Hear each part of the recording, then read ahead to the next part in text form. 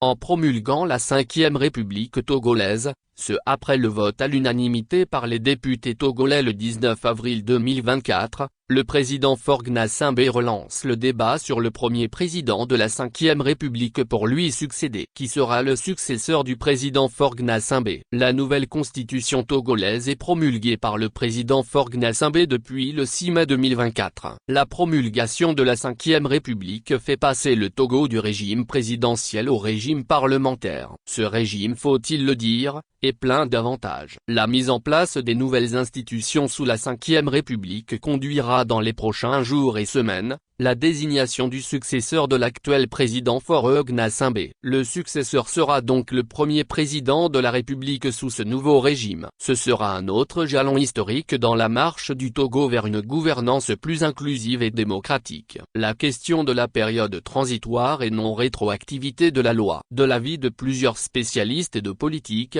la transition vers un régime parlementaire est une phase de transformation où nous devons tous contribuer activement à remodeler nos institutions pour qu'elles soient à la hauteur des aspirations de notre peuple. Il est important de noter que cette loi n'est pas rétroactive. Les élections récemment tenues sont pleinement valides, et les élus prendront fonction et exerceront conformément à la nouvelle constitution.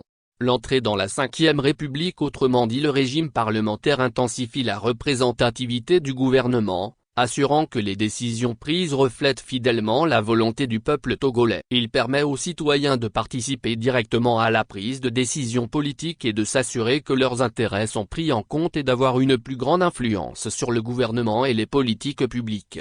L'autre avantage du régime parlementaire, c'est que le système favorise, au regard du scrutin proportionnel de la plus forte moyenne, favorise les grands partis et évite l'instabilité, une stabilité politique accrue, permettant une mise en œuvre plus efficace des politiques publiques au bénéfice de tous. Nos gouvernants seront désormais plus responsables devant le Parlement, garantissant une gestion des affaires publiques qui répond mieux et plus rapidement aux attentes des citoyens, selon l'avis de politique.